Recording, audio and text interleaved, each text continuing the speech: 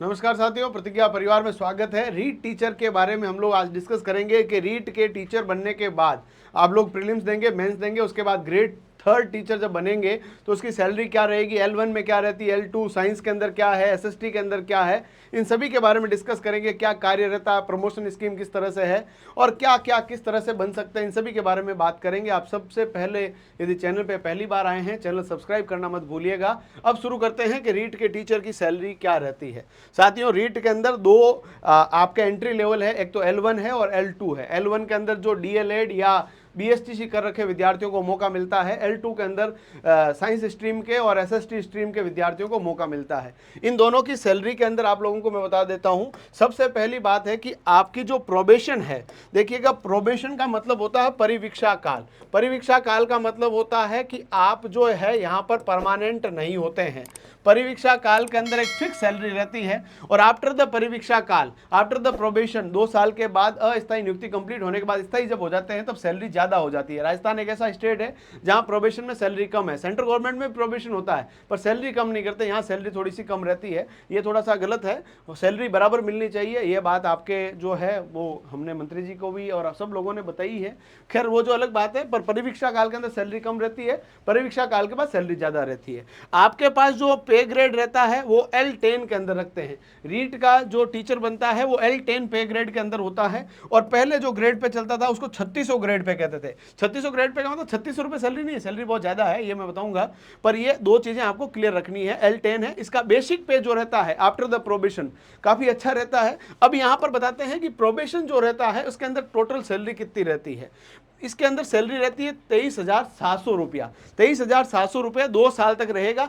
2 साल तक जब 23,700, ये तो ग्रॉस सैलरी है। ये तो आपकी कैसी सैलरी है भैया, ग्रॉस सैलरी है। और इसके अंदर देखो सीधी बात है, कटौतियां होगी। कटौतियों के अंदर एक तो पहला होता है RGHS, Rajasthan government health scheme.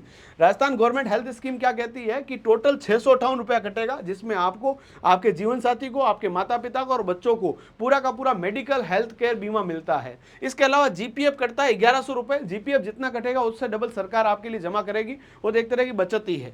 ये टोटल कटौती होगी 1758 रुपए। 23,700 रुपए में से 1758 कट के इन अकाउंट रुपए आपके कितने आ जाएंगे भाई साहब, इन अकाउंट आपके कितने रुपए आएंगे, तो आपके आएंगे 21,942 रुपए हर महीने खाते के अंदर 1 तारीख को आ जाएंगे। ये तो प्रोबेशन 2 साल तक, 2 साल तक सैलरी कम रहती है वैसे तो, ये सैलरी 2 साल तक, उसके बाद तो आपके मजे ही मजे। अब देखो 2 साल के बाद आपकी सैलरी क्या रहती है। उसके अलावा अभी तक भी 93% लोगों ने चैनल सब्सक्राइब नहीं किया है।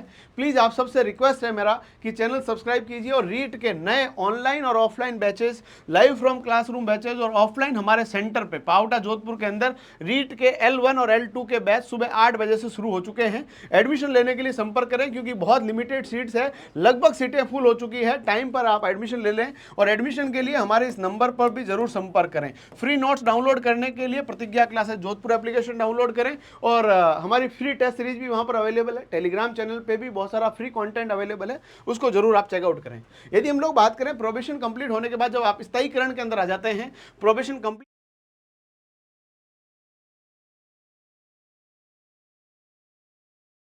इंक्रीमेंट यहाँ पर लगना ही लगना है, ये बात भी आपको ध्यान रख लेनी है।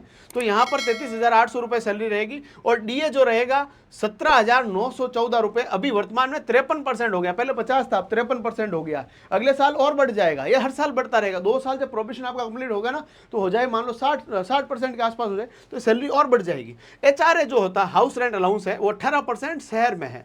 यानी राजस्थान के टॉप 5 शहरों के अंदर आपका 18% है। यदि आप गाँव में लगते हैं तो 9% है, ये थोड़ा सा ध्यान रख लेना। बाकी आपके 18% है। यानी अपन शहर के हिसाब से देखें तो ये तो फिक्स सब जगह रहना, गांव हो शहर हो कहीं पे भी हो, ये भी फिक्स रहना है। ये आपके थोड़ा सा चेंज हो जाएगा। यदि अपन लोग गांव की बात करेंगे तो ये आपके 3,000 आपके 42 रुपए हो जाएगा, तो थोड़ा सा फर्क आ जाएगा, बाकी फर्क नहीं आएगा। शहर के अंदर आपकी 57,798 रुपए सैलरी रहेगी। अब सब सैलरी है तो उसमें कटौतियां भी होगी। कटौतियों के अंदर 2,200 रुपए तो SI के कट जाएंगे, जीपीएफ के 2100 रुपए कट जाएंगे जो कि आपके जमा हो रहे हैं। आरजीएसएस के पहले भी 658 कट रहे थे महीने के, अभी भी कटेंगे। तो टोटल कटौती जो हो गई है आपकी 4958 रुपए हो गई है। और इनको यदि माइनस करेंगे तो 52,840 रुपए आपके इन अकाउंट आफ्टर 2 साल होंगे। अब ये तो आज की बात है, जब 2 साल बाद में होगा तो कम से कम अब 3000 रुपए के आसपास और बढ़ोतरी कर लीजिए।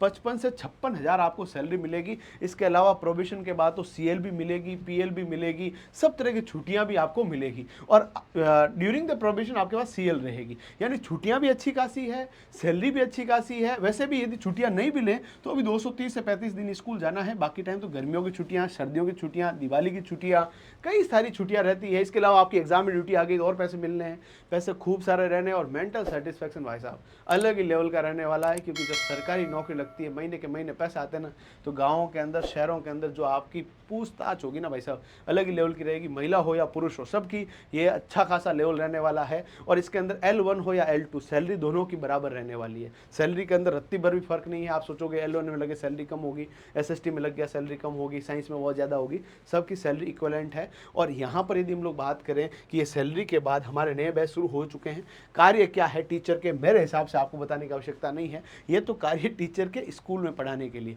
परंतु ग्रेड 3 टीचर लगते हैं ना, तो बहुत सारे चैलेंजेस भी रहते हैं। एक तो BLO का चैलेंजेस रहता है, यानी आपके जो चुनाव के टाइम पूरे के पूरे लोगों को उनके वोटर लिस्ट ID उनको सबको मेंटेन करना होता है। एडमिशन लाने के लिए शुरुआत के अंदर थोड़ा बहुत आपको काम करना पड़ेगा।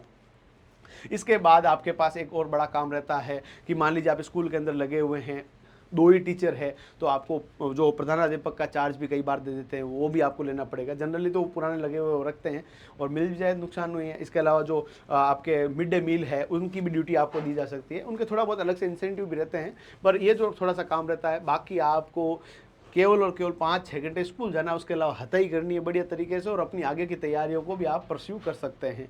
तो रीट के अंदर ये काम रहता है टीचर का। और इसके अलावा यदि हम लोग बात करें पात्रता मानदंड क्या है, एक तो आप लोग एंट्री लेवल पे L1 के अंदर जो है DLED या BSTC रनिंग बच्चे और जो कर चुके बच्चे हैं उसके लिए एलिजिबल है। रीट प्री दे सकते हैं, जिनका प्री क्लियर है वो मेंस की अभी से तैयारी करें। और प्रीलिम्स जिसको देना है, जैसे BSTC के बाद जो दूसरा L2 है जिसके अंदर आपने BSc B.Ed कर रखा है या BA B.Ed कर रखा है, परस्यूइंग है, फाइनल ईयर में है, तो भी आप लोग इसके फॉर्म फिलअप कर सकते हैं। इन दोनों के अंदर आपके पास रहेगा L2 L1 दोनों रहेगा। आयु सीमा जो 18 से 40 वर्ष रहती है, इस बात को आपको ध्यान रखना है। आयु गणना जो होगी 1 जनवरी 2026 से होगी, इस बात को भी आपको ध्यान रखना है। यानी 1 जनवरी 2008 तक बच्चे, जन्मे हुए बच्चे भी इसके अंदर फॉर्म भर सकते हैं। अच्छा खासा मामला है, बढ़िया तरीके से तैयारी करते रहें, और अच्छे तरीके से यदि आपने तैयारी बढ़िया तरीके से की है तो आपका चीज़ें अच्छे से हो जाएगी। यदि हम लोग प्रमोशन की बात करें तो आप लोगों के 9 ईयर के अंदर तो प्रमोशन होना ही होना है। उससे पहले भी प्रमोशन हो सकते हैं, यदि आपने फर्दर डिग्रीज वगैरह कर रखी है तो 9 ईयर से तो आपका प्रमोशन होना ही होना है। नहीं होगा तो भी सैलरी जो सेकंड ग्रेड की सैलरी मिलने लग जाएगी। उससे पहले प्रमोशन के अंदर आपने मान लो बैचलर कर रखा है, वरिष्ठ अध्यापक यानी सेकंड ग्रेड टीचर बनने का आपका जो है वहाँ पर क्लियर हो सकता है। 9 साल के बाद आप सेकंड ग्रेड नहीं बने तो वहाँ स्कूल के अंदर प्रधान अध्यापक बनने का भी आपके पास ऑप्शन रहता है। आप लोग मान लीजिए जो L1 वाले विद्यार्थी है वो भी प्रधान अध्यापक बनने का जो अपना सपना है उसको पूरा कर सकते हैं, स्कूल आपके अंडर में आ सकती है। आप लोग मान लीजिए वरिष्ठ अध्यापक के रूप में पदोन्नति लेते हैं, उसके बाद भी आपके पास प्रधान अध्यापक बनने का जो चांसेस रहता है। आप लेक्चरर बन सकते हैं, लेक्चरर बनने के बाद यदि आपने मास्टर कर रखा, लेक्चरर के रूप में भी आपने अच्छा काम कर लिया तो वाइस प्रिंसिपल बनने का भी आपके पास मौका रहता है। और बिल्कुल कम एज के अंदर आप लग गए तो हो सकता है आने वाले समय में अधिकारी भी बन जाएं आप लोग, है ना। जो आप लोग जैसे स्कूलिंग के बाद जैसे 15-20 साल के बाद आप अधिकारी पोस्ट पे चले जाएं, ऐसा हो सकता है।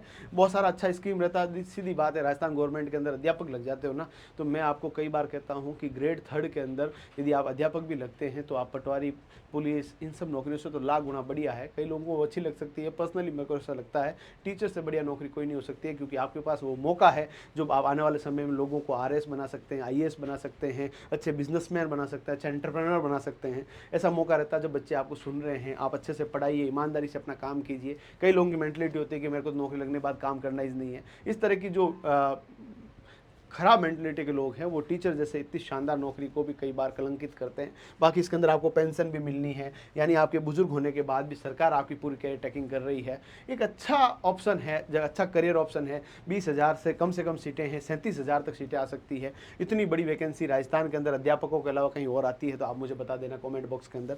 और आप ऑफलाइन और ऑनलाइन बैच जरूर ज्वाइन कीजिएगा, क्योंकि हमारे पास एक शानदार फैकल्टी पैनल है जिन्होंने हर भर्ती परीक्षा के अंदर सबसे बेस्ट परिणाम दिया है। एक अच्छे टीचर की सोबत में यदि आप लोग रहेंगे, अच्छे तरीके से आपको गाइडेंस मिलेगा, प्रॉपर तरीके से टेस्ट सीरीज रहेगी, तो निश्चित तौर पे आपकी जो मंजिल है वो आसानी से मिल सकती है। हमारे कॉन्टैक्ट नंबर आपको स्क्रीन के ऊपर इधर दिख रहे होंगे, वो आप जरूर संपर्क कर सकते हैं। और ऑफलाइन आना चाहें तो ऑफलाइन आ सकते हैं, ऑनलाइन लेना चाहते हो तो ऑनलाइन ले सकते हैं। और भी कोई डाउट हो तो कमेंट बॉक्स में बताइएगा। धन्यवाद।